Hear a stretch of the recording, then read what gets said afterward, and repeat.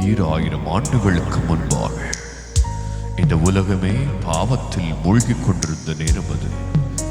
தேவனுக்கும் மனுக்குலத்திற்கும் எந்த தொடர்பும் இன்றி இருந்த நேரம் தேவாதி தேவன் தம்முடைய சொந்த குமாரனாகிய இயேசு கிறிஸ்துவை இந்த உலகத்தின் மீட்பராக அனுப்ப சித்தமானார். இஸ்ரவேல் தேசத்தில் நாசரேத் ஊரில் கன்னி மரியாளுக்கும் யோசேப்புக்கும் திருமணம் நிச்சயிக்கப்பட்டது. ஒரு நாள் இரவு மரியாள் நித்திரை செய்து கொண்டிருக்கையில் தேவதூதன் சொப்பனத்தில் தோன்றி, கிருபை பெற்றவளே வாழ்க, கர்த்தர் உன்னுடனே இருக்கிறார், ஸ்திரீகளுக்குள்ளே நீ ஆசீர்வதிக்கப்பட்டவள். மரியாளே பயப்படாதே, நீ தேவனிடத்தில் கிருபை பெற்றாய். இதோ நீ கர்ப்பவதியாகி ஒரு குமாரனை பெறுவாய். அவருக்கு இயேசு என்று பெயரிடுவாயாக. அவர் பெரியவராயிருப்பார், உன்னதமானவரின் குமாரன் எனப்படுவார். கர்த்தராகிய தேவன் அவருடைய பிதாவாகிய தாவீதின் சிங்காசனத்தை அவருக்கு கொடுப்பார். அவர் யாக்கோபின் குடும்பத்தாரை என்றென்றைக்கும் அரசாளுவார். அவருடைய ராஜ்யத்துக்கு முடிவிராது. இது எப்படி ஆகும்? நான் புருஷனை அறியேனே. பரிசுத்த ஆவி உன்மேல் வரும், உன்னதமானவரின் பலன் உன்மேல் நிழலிடும். ஆதலால் உன்னிடத்திலிருந்து பிறக்கும் பரிசுத்தமுள்ளது தேவனுடைய குமாரன் எனப்படும். இதோ நான் ஆண்டவருக்கு அடிமை, உம்முடைய வார்த்தையின்படி எனக்கு ஆக கடவுது. தனக்கு நியமிக்கப்பட்ட மரியாள் கர்ப்பவதியாய் இருப்பதை யோசேப்பு அறிந்தான். ஆனால் யோசேப்பு நீதிமானாய் இருந்து அவளை அவமானப்படுத்த மனதில்லாமல் இரகசியமாய் அவளை தள்ளிவிட யோசனையாய் இருந்தான். அன்று இரவு தேவதூதன் யோசேப்புக்கு சொப்பனத்தில் தோன்றி,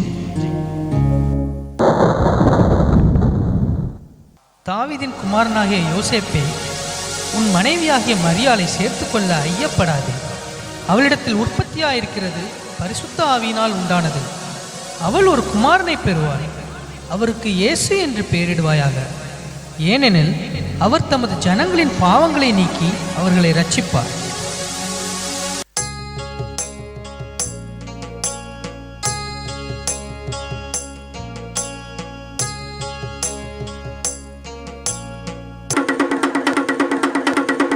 இதனால் சகல ஜனங்களுக்கும் தெரிவிக்கப்படுவது என்னவென்றால், உலகமெங்கும் குடிமதிப்பு எழுதப்பட வேண்டும் என்று அகஸ்தியராயினால் கட்டளை பிறந்தது.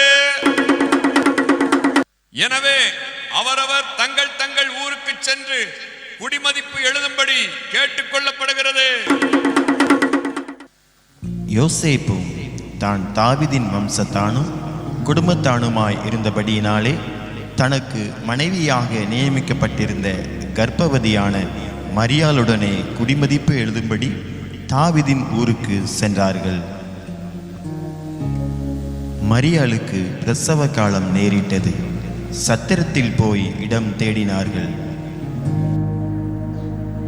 ஐயா, என் மனைவி பிரசவ வலியால் வேதனைப்படுகிறாள். உங்கள் சத்திரத்தில் இடம் இருக்கிறதா? இல்லை ஐயா.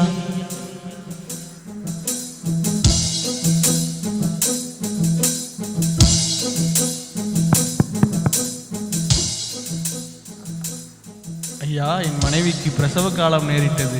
உங்கள் சத்திரத்தில் இடம் இருக்கிறதா? இடம் காலியாக இல்லையே.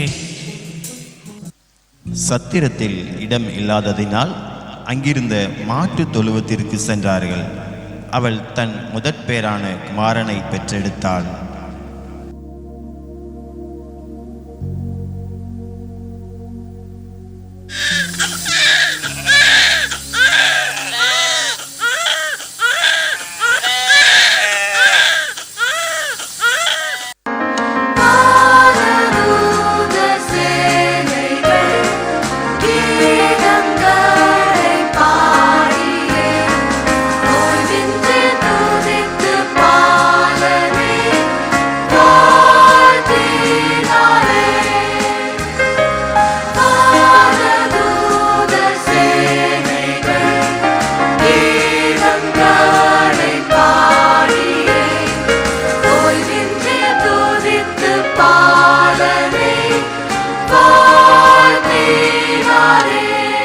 அப்பொழுது அந்த நாட்டிலே மேய்ப்பர்கள் வயல்வெளியில் தங்கி ராத்திரியிலே தங்கள் மந்தையை காத்து கொண்டிருந்தார்கள்.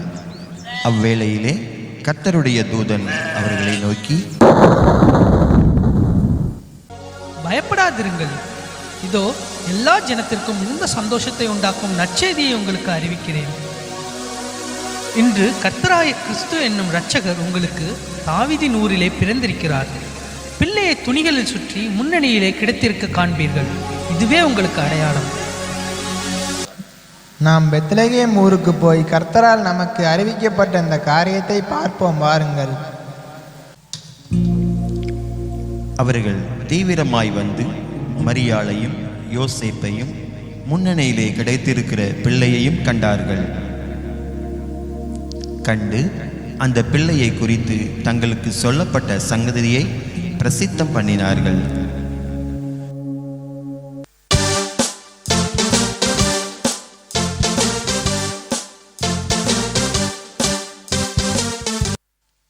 பெத்லகேமிலே இயேசு பிறந்த பொழுது கிழக்கிலிருந்து சாஸ்திரிகள் அக்குழந்தையை குறித்து விசாரிக்க எருசலேமில் உள்ள ஏரோது ராஜாவின் அரண்மனைக்கு வருகிறார்கள்.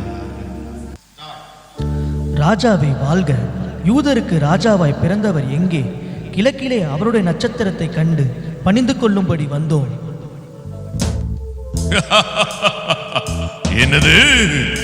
யூதருக்கு ராஜாவா? பிரதான ஆசாரியரே, வேதபாரகரே, எல்லாரும் இங்கு வாருங்கள், நான் விசாரிக்கிறேன். கிறிஸ்துவானவர் எங்கே பிறப்பார் என்று எழுதியிருக்கிறது, பார்த்து சொல்லுங்கள் எனக்கு. யூதயா தேசத்தில் உள்ள பெத்லகேமில் பிறப்பார் என்று எழுதியிருக்கிறது மன்னா. அப்படியா? நீங்கள் போய் பிள்ளையை குறித்து திட்டமாய் விசாரியுங்கள். நீங்கள் அதை கண்ட பின்பு நானும் வந்து அதை பணிந்து கொள்ளும்படிக்கு எனக்கு அறிவியுங்கள். நல்லது, போய் வாருங்கள்.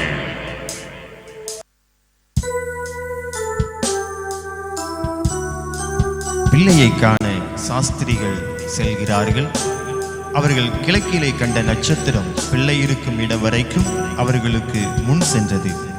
அவர்கள் அந்த வீட்டுக்குள் பிரவேசித்து பிள்ளையையும் அதன் தாயாகிய மரியாளையும் கண்டு சாஷ்டாங்கமாய் விழுந்து அதை பணிந்து கொண்டு தங்கள் பொக்கிஷங்களை திறந்து பொன்னையும் தூபவர்க்கத்தையும் வெள்ளை போலத்தையும் அதற்கு காணிக்கையாக வைத்தார்கள்.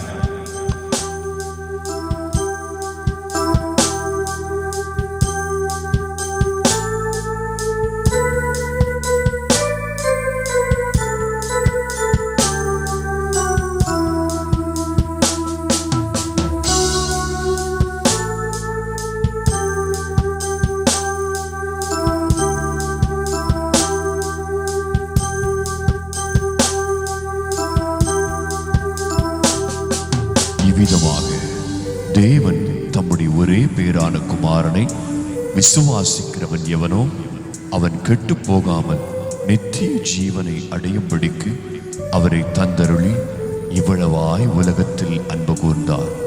அருமை தேவனுடைய பிள்ளைகளே, இந்த அருமையான காட்சியை கண்டு இன்புறுவது மாத்திரமல்ல, உங்கள் வாழ்க்கையை மாற்ற வந்த கர்த்தராகிய இயேசு கிறிஸ்துவுக்கு உங்கள் வாழ்க்கையை அர்ப்பணியுங்கள். அவரே உங்கள் வாழ்க்கையை ஆசீர்வதித்து நித்திய ஜீவனை உங்களுக்கு அருளிச் செய்வார். கர்த்தர் தாமே உங்களை ஆசீர்வதிப்பாராக. ஆமென். ஆஹா, என்ன கண்கொள்ளா ஒரு காட்சி! பியூட்டிஃபுல்.